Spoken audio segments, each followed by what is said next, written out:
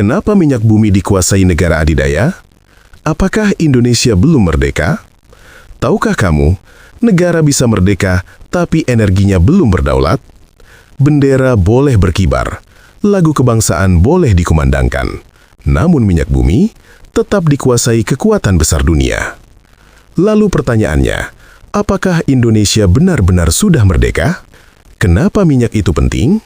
Tahukah kamu, sejak abad ke-20, minyak bukan sekedar bahan bakar. Ia adalah darah peradaban modern. Tanpa minyak, mesin mati, transportasi lumpuh, perang tak bisa dimenangkan. Itulah sebabnya, negara adidaya menjadikan minyak sebagai alat kekuasaan global. Siapa yang menguasai minyak dunia? Tahukah kamu, yang menguasai minyak bukan hanya negara, tapi perusahaan raksasa internasional. Sejak awal, Amerika dan Eropa menguasai teknologi pengeboran, kilang penyulingan, jalur perdagangan, mata uang global. Minyak dijual dengan dolar, bukan dengan mata uang negara berkembang. Sebelum merdeka, Indonesia sudah dikunci asing. Tahukah kamu, minyak Indonesia sudah dikuasai asing jauh sebelum Indonesia merdeka? Tahun 1885, sumur minyak Pangkalan Berandan dibuka. Saat itu, Indonesia belum ada, yang ada hanyalah koloni. Ketika Indonesia merdeka 1945, sistem minyaknya sudah dimiliki asing, dikelola asing, dijual ke pasar asing. Apakah Indonesia diam setelah merdeka? Tahukah kamu, Indonesia pernah melawan dominasi minyak asing? Di era Soekarno, aset minyak dinasionalisasi, perusahaan asing diambil alih. Indonesia ingin berdiri sendiri. Namun, akibatnya berat. Tekanan internasional, sanksi ekonomi, krisis nasional. Kedaulatan energi tidak pernah gratis. Kenapa asing masuk lagi?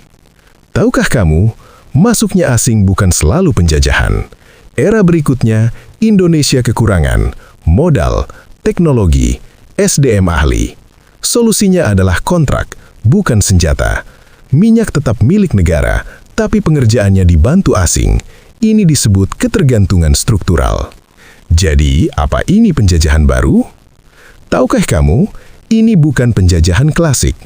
Tidak ada tentara, tidak ada bendera asing, namun ada kontrak panjang, utang teknologi, ketergantungan pasar. Ini dikenal sebagai neokolonialisme ekonomi. Apa artinya bagi kemerdekaan? Tahukah kamu, kemerdekaan hari ini tidak hanya soal politik. Negara bisa berdaulat hukum, tapi tidak berdaulat energi.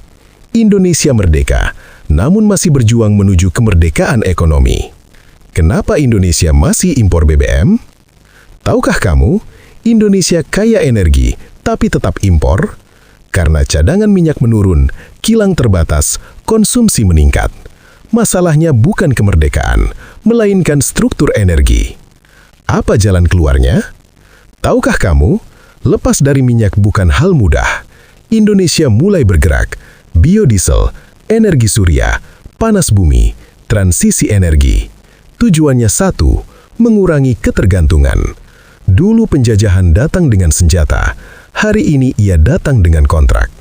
Indonesia bukan belum merdeka, tapi kemerdekaan sejati adalah kemampuan berdiri sendiri. Dan itu butuh waktu, ilmu, dan keberanian. Saya pamit. Ini Gladiator Neraka. Like, comment, subscribe, and share. Sampai jumpa di sejarah berikutnya.